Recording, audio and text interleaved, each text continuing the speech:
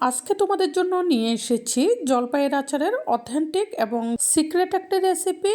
এই আচারটা খেতে কিন্তু অনেক লোভনীয় হয়, আর নতুনরাও খুব সহজেই এই আচারটা তৈরি করে নিতে পারবে। আমি এই আচারটাতে সিক্রেট এবং সিম্পল একটা মশলা ব্যবহার করব। এই মশলাটা তোমরা যে কোনো আচারে ব্যবহার করলে আচারের স্বাদটা দ্বিগুণ হবে। আশা করছি এই রেসিপিটাও তোমাদের ভীষণ পছন্দ হবে। তো ফ্রেন্ডস, আমি তৃপ্তি, আর তোমরা দেখছো তৃপ্তির রসুই ঘর। তাহলে চলো আর দেরি না করে আচার বানানো শুরু করে দেই। প্রথমে দেখো, এখানে আমি 1 কেজি পরিমাণ জলপাই নিয়েছি। এই জলপাইগুলোকে ভালোভাবে ধুয়ে জল সরিয়ে রেখেছি। আচার বানানোর জন্য বড় সাইজের জলপাইগুলো নিতে চেষ্টা করবে, এতে করে আচারটার স্বাদ বেশি ভালো হয়। এখন আমি চুলায় একটি কড়াই বসিয়ে দিব, আর কড়াইয়ে অল্প করে জল দিয়ে দিচ্ছি। জলটা দেওয়ার পর ভালোভাবে ফুটে উঠলে এখানে আমি জলপাইগুলো দিয়ে দিব। এরপর হাত দিয়ে এগুলোকে সমান করে দিয়ে ঢাকনা দিয়ে দিব। ঢাকনা দিয়ে আমি জলপাইগুলোকে সেদ্ধ করে নিব।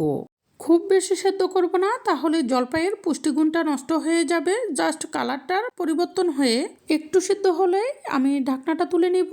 এরপর একটি ঝুড়িতে ঢেলে জলটা সরিয়ে নিব, আর ঠান্ডা হওয়ার জন্য অপেক্ষা করব। ঠান্ডা হলে একটি থালায় নিয়ে নিব। দেখো, জলপাইগুলো পারফেক্টভাবে সেদ্ধ হয়ে গেছে, একবারে বেশি সেদ্ধ হয়নি। এখন এগুলোকে জাস্ট আমি হাত দিয়ে একটু ভেঙে দিব। একবারে কষলে নিব না, এতে করে আচারটা একটু আড়া আড়া হবে, খেতে অনেক মজা লাগবে। এখন আমি এগুলোকে রেখে দিয়ে চুলায় একটি কড়াই বসিয়ে দিব। কড়াইয়ে প্রথমে ডিম আগুন দিয়ে এই মশলাটা ভেজে নিব। এখানে আমি দিয়েছি 1 চা চামচ মিষ্টি জিরা আর 1 চা চামচ সাদা জিরা। আচারে খুব বেশি মশলা না দিয়ে সিম্পল এই দুটি মশলা ভেজে গুঁড়া করে দিয়ে দেখো, আচারের স্মেলটা অনেক লোভনীয় হয়। মশলাটা এরকম ভাজি হয়ে গেলে এটাকে আমি কড়াই থেকে নামিয়ে নিব, আর ঠান্ডা হলে মিক্সারে গুঁড়া করে নিব। এরপর কড়াইটা পরিষ্কার করে আবার বসিয়ে দিব। এখন এখানে দিয়ে দিচ্ছি 2.5 কাপ মতো চিনি। এখানে জলপাইটা টক কম হওয়ার কারণে চিনিটা কমিয়ে দিচ্ছি। তোমাদের জলপাই যদি টক বেশি হয় সেক্ষেত্রে চিনিটা বাড়িয়ে দিতে হবে, আর আমি আচারটা একটু টক মিষ্টি করব, সেই অনুযায়ী চিনি দিয়েছি। তোমরা যদি আচারটা একটু মিষ্টি ভাব করতে চাও সেক্ষেত্রেও চিনিটা বাড়িয়ে দিবে। এখানে শুধু কড়াইতে চিনিটা দেওয়ার কারণে নিচে একটু লেগে এসেছে, এতে করে কোনো সমস্যা হবে না। এখন আমি এগুলোকে জাল করতে থাকবো, এতে করে চিনিটার পাক আসবে। এ পর্যায়ে আমি তোমাদের কাছে একটি রিকোয়েস্ট রাখছি, তোমরা যারা আমার চ্যানেলে নতুন এসেছো, সকল ধরনের রান্নার সহজ এবং সুস্বাদু রেসিপিটি পেতে আমার চ্যানেলটি সাবস্ক্রাইব করে রেখো।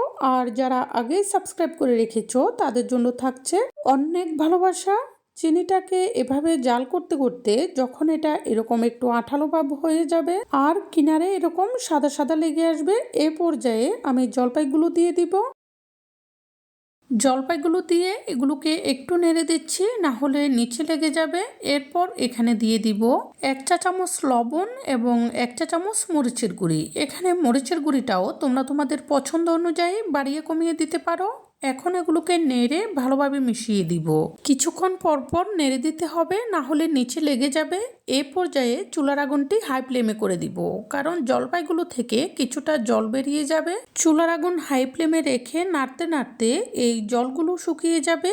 এভাবে কিছুক্ষণ জাল করার পর এই জলগুলো শুকিয়ে যাবে। এ পর্যায়ে কিন্তু এগুলোকে অনবরত নাড়তে হবে, না হলে নিচে পুড়ে গিয়ে এগুলোর স্বাদ এবং লুক নষ্ট হয়ে যাবে। একটু ধৈর্য সহকারে আচারটা নেড়ে নেড়ে করলে আচারের রংটাও খুব সুন্দর হয়, আর খেতেও অনেক মজার হয়। নাড়তে নাড়তে যখন জলটা প্রায় শুকিয়ে আসবে, এ পর্যায়ে চুলার আগুনটি মিডিয়াম আঁচে করে দিতে হবে। এরপর যে মশলাটা আমি আগেই ভেজে গুঁড়া করে রেখেছি সেটা উপরে ছড়িয়ে দিব। মশলাটা দেওয়ার পর এগুলোকে নেড়ে ভালোভাবে মিশিয়ে দিব, আর আচারটা টান টান হওয়া পর্যন্ত এগুলোকে জাল করতে থাকবো। এ পর্যায়ে কিন্তু চুলার আগুনটি আরো একটু কমিয়ে দিতে হবে, আর আচারটাকে যতটা সম্ভব শুকিয়ে নেওয়া যাবে, রোদে দেওয়ার ঝামেলাটা কম থাকবে। এই আচারটা রোদে শুকিয়ে কাচের জারে সংরক্ষণ করে খেতে পারো। অথবা ফ্রিজে রেখেও খেতে পারবে। আচারটা শুধু শুধু খেতে যেমন দুর্দান্ত লাগে, তেমনি ভাত কিংবা পোলাওর সাথে খেতেও অসাধারণ লাগে। আশা করছি এভাবে একবার আচারটা বানিয়ে খেলে আর অন্য কোনো ভাবে খেতে ইচ্ছে করবে না, বারবার শুধু এভাবেই বানিয়ে খাবে। যদি রেসিপিটি তোমাদের পছন্দ হয়ে থাকে অবশ্যই লাইক, কমেন্ট এবং সাবস্ক্রাইব করে সাপোর্ট করবে আরো নতুন নতুন রেসিপি উপহার পাওয়ার জন্য। এই বলে আজকের মতো এখানেই বিদায় নিচ্ছি। পরবর্তীতে চলে আসবো নতুন কোনো রেসিপি নিয়ে। সেই পর্যন্ত সবাই ভালো থেকো।